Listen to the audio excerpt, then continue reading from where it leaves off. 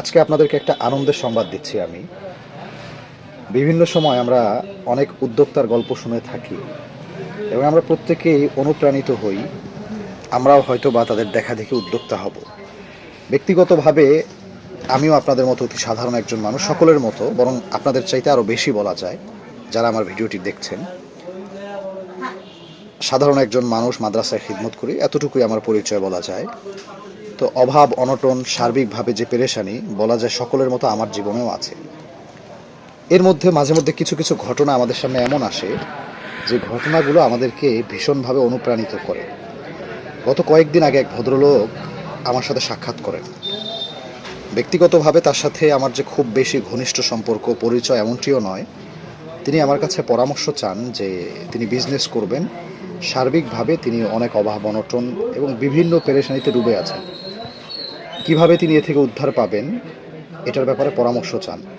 আমি নিজে একজন দুর্বল মানুষ, আমিও নানান ঝামেলায় ডুবে আছি। সেই জায়গা থেকে আরেকজনকে পরামর্শ কি দেব চিন্তা করে কিছু খুঁজে পাইনি। কিছুদিন পরে দেখলাম এই ভদ্রলোক একটা ভ্যান কিনেছেন। আপাদমস্তক তিনি একজন হুজুর, মাওলানা হাফেজ। তো একটা ভ্যান কিনেছেন, সেখানে কিছু চানাচুর, বুট ইত্যাদি শীতকালে সন্ধ্যার পরে মানুষ যে খাবারগুলো খায় এগুলো নিয়ে তিনি ভ্যান নিয়ে বেরিয়ে পড়েছেন। তিনি নিজে বেরিয়েছেন বিষয়টি এমন নয়, বরং অন্য একজন লোক রেখেছেন। ওই লোকটা সব কিছু বিক্রি করে, শুধুমাত্র তিনি ভ্যানটা কিনেছেন, মাল সামানা তিনিই দিচ্ছেন। দূর থেকে দেখে দেখে তিনি শুধু তদারকি করেন আর রক্ষণাবেক্ষণ করেন, সব কিছু হিসাব কিতাব রাখেন। ভদ্রলোকের সাথে অনেক দিন পরে আমার সাক্ষাৎ হলো। হঠাৎ, এর আগে অবশ্য এটি একটি ব্যাপার যে হঠাৎ করে যখন তার সাথে আমার সাক্ষাৎ হয়, ওই সাক্ষাতে তাকে জিজ্ঞেস করি যে আপনার এই অবস্থা কেন। কিছুটা আমি চমৎকৃত হই, বলা যায় বিস্মিত হয়ে যায় আমি। তাকে যখন জিজ্ঞেস করি যে আপনি বিজনেস করছেন কতদিন হলো, এটা তো বড় আনন্দের সংবাদ, আপনি উদ্যোক্তা হয়ে গিয়েছেন, তিনি অত্যন্ত আনন্দের সাথে জানালেন যে এখন তার দৈনিক ইনকাম হচ্ছে অন্তত অতিরিক্ত 1,500 থেকে 2,000 টাকা, তার খরচ বাদে শুধুমাত্র ইনকাম হচ্ছে। এবং তার চেহারায়, তার মুখে আমি যে চওড়া হাসি দেখেছি, বলা যায় তিনি যেদিন আমার সাথে দেখা করেছেন ওই দিনের চাইতে তার উদ্যোক্তা হওয়ার পরের আনন্দ হাসি, এটা আমাকে, আপনাকে, সকলকে ভীষণভাবে অবাক করবে, ভীষণভাবে আনন্দিত করবে। এজন্য ভাইয়েরা, মানুষ, একটা জিনিস আমার গভীর উপলব্ধি হয়েছে, আমরা যে সময়টা মসজিদ মাদ্রাসায় দেই অবশ্যই আমাদের দিতে হবে, এটা আমাদের জরুরি এক কাজ, অবশ্যই আমরা এই কাজগুলোর সাথে যুক্ত থাকব।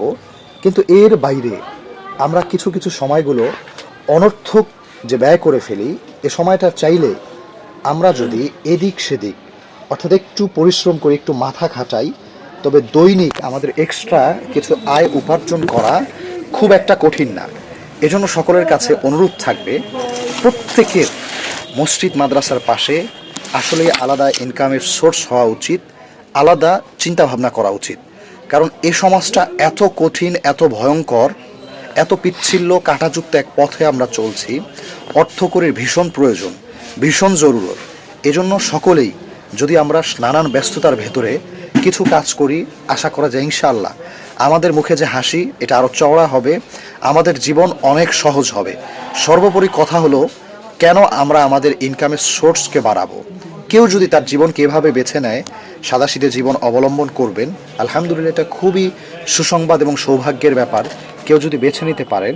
কিন্তু কিছু লোক এমন হওয়া দরকার যারা অকাতরে এখানে সেখানে টাকা বিতরণ করবেন, এখানে সেখানে তারা দান অনুদান দিবেন, কয়েকটা মাদ্রাসা তারা পরিচালনা করবেন, এমন চিন্তাধারা আমাদের ওলামায়ে কেরামের মধ্যে কারো কারো রাখা দরকার। আল্লাহ তাআলা আমাদের সকলকে আমল করার বোঝার তৌফিক দান করেন। আসসালামু আলাইকুম ওয়া রাহমাতুল্লাহি ওয়া বারাকাতুহু।